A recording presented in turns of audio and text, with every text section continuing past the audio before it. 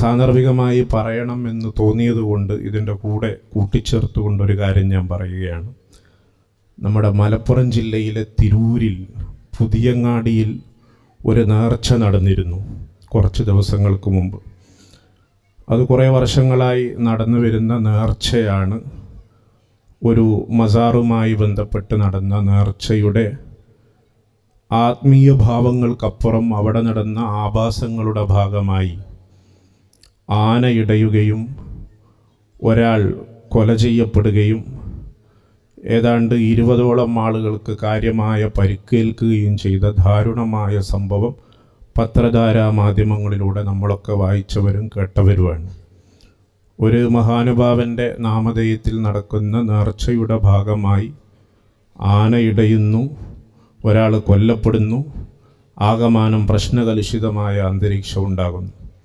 ഇത് സംഭവിച്ച സാഹചര്യത്തിൽ നമ്മുടെ നാട്ടിലുള്ള അല്ലെങ്കിൽ സോഷ്യൽ മീഡിയകളിലൊക്കെ സജീവമായി നടന്നുകൊണ്ടിരുന്ന അവസരം മുതലെടുത്തുകൊണ്ട് ചിലർ ഉന്നയിച്ചുകൊണ്ടിരുന്ന ഒരു ചോദ്യമുണ്ട്.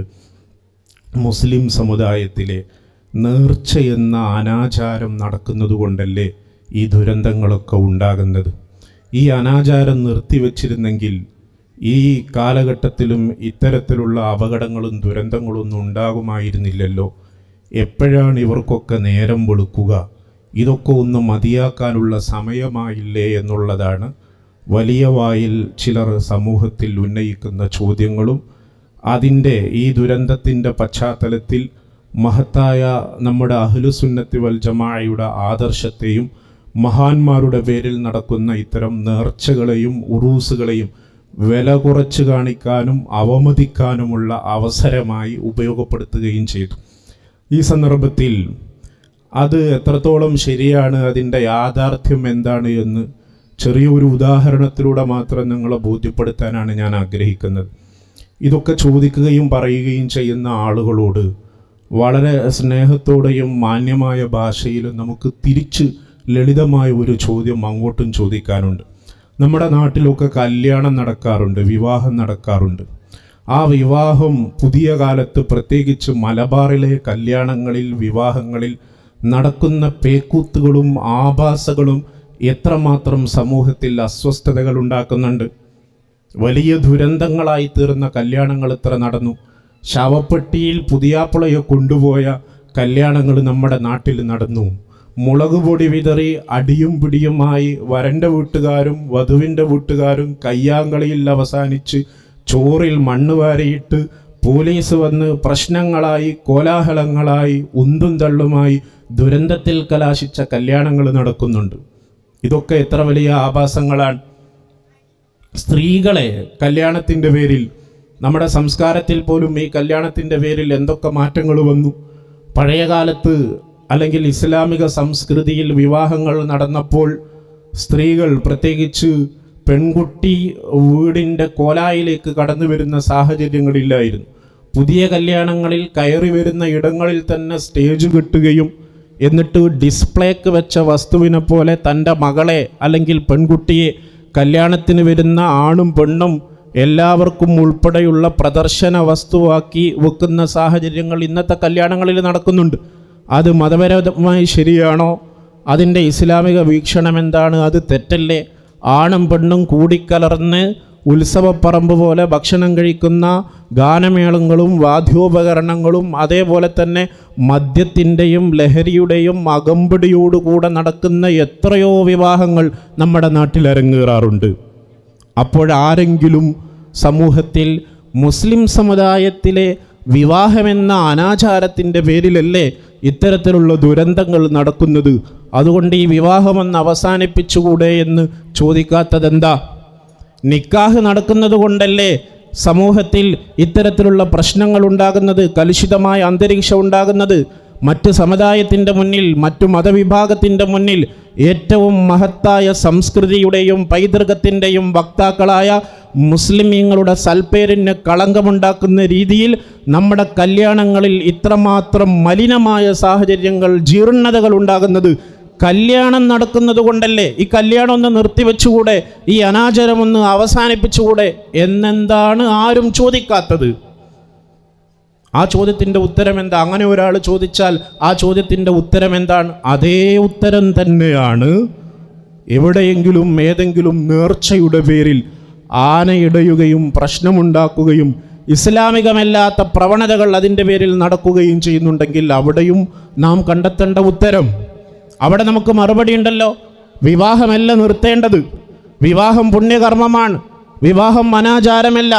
വിവാഹം സദാചാരമാണ്. അത് പരിശുദ്ധ റസൂൽ സല്ലല്ലാഹു അലൈഹി വസല്ലമ തങ്ങൾ വിശ്വാസികൾക്ക് സുന്നത്താക്കിയ പരലോകത്ത് പുണ്യകർമ്മമായി തീരുന്ന ഇബാദത്താണ്, ആരാധനാ കർമ്മമാണ് എന്നൊക്കെ നമുക്ക് മനസ്സിലാക്കാൻ കഴിയും. അങ്ങനെ നമ്മളതിനെ ഉൾക്കൊള്ളും.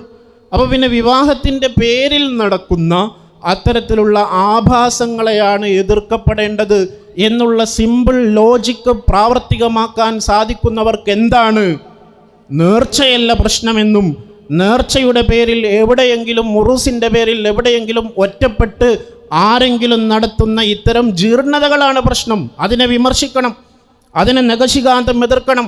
സമസ്ത കേരള ജംഇയ്യത്തുൽ ഉലമയുടെ 9ാം വാർഷിക സമ്മേളനം 1951 നമ്മുടെ വടകരയിൽ വെച്ചാണ് നടന്നത്.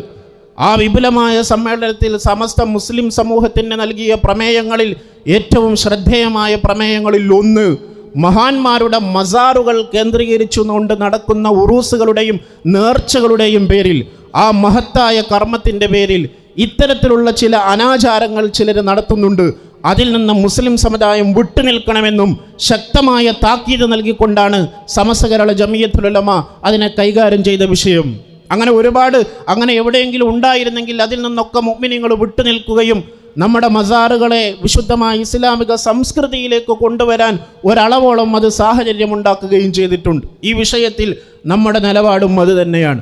നേർച്ചയല്ല എതിർക്കപ്പെടേണ്ടത്. വീട്ടിൽ എലിശല്യമുണ്ട്, എപ്പോഴും വീട്ടിൽ എലിശല്യം. അപ്പോൾ ഒരാൾ പറയാണ്, നമുക്കിങ്ങനെ വീടുണ്ടായത് കൊണ്ടല്ലേ ഈ എലികൾ വന്നുകൊണ്ടിരിക്കുന്നത്, വീടങ്ങ് ചുട്ടുകള, വീടങ്ങ് പൊളിച്ചുകള. ഇങ്ങനെ എലിയെ പേടിച്ച് ഇല്ലം ചുടുന്ന സമീപനമാണ്. നേർച്ച നടക്കുന്നത് കൊണ്ടല്ലേ ആന ഇടയുന്നത്, അതുകൊണ്ട് നേർച്ച നിർത്തിക്കള എന്ന് പറയുന്ന സമീപനമെന്ന് സാന്ദർഭികമായി ഓർമ്മപ്പെടുത്താൻ ആഗ്രഹിക്കുകയാണ്. അതുകൊണ്ട് ഓരോ കാര്യങ്ങളെയും അതിൻ്റെ കൃത്യതയിലും വ്യക്തതയിലും നിഷ്പക്ഷമായും സത്യസന്ധമായും വിലയിരുത്താനും മനസ്സിലാക്കാനും എൻ്റെ പ്രിയപ്പെട്ടവരെ നമുക്ക് സാധിക്കണം.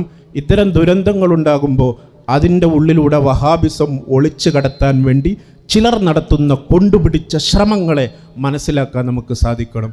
ഏതായാലും ഫെബ്രുവരി 14, 15, 16 പാറപ്പള്ളി മുഖാം ഉറൂസ്. ഇവിടെ ആനയുമില്ല, അമ്പാരിയുമില്ല.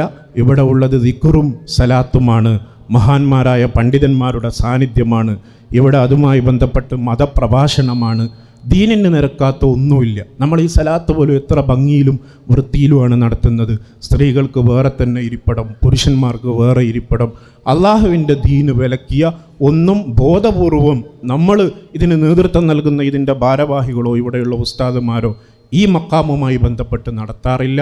അങ്ങനെ എന്തെങ്കിലും വീഴ്ചകളൊക്കെ മതവിരുദ്ധമായ എന്തെങ്കിലുമൊക്കെ നടക്കുന്നുണ്ടെങ്കിൽ നിങ്ങൾ ശ്രദ്ധയിൽപ്പെടുത്തിയാൽ ഉത്തരവാദിത്തപ്പെട്ട ആളുകൾ അത് തിരുത്താനും അത് ഇല്ലായ്മ ചെയ്യാൻ വേണ്ട നടപടിക്രമങ്ങളൊക്കെ സ്വീകരിക്കുന്നതാണ്. അതുകൊണ്ട് ഞാൻ അവസാനിപ്പിക്കുന്നു.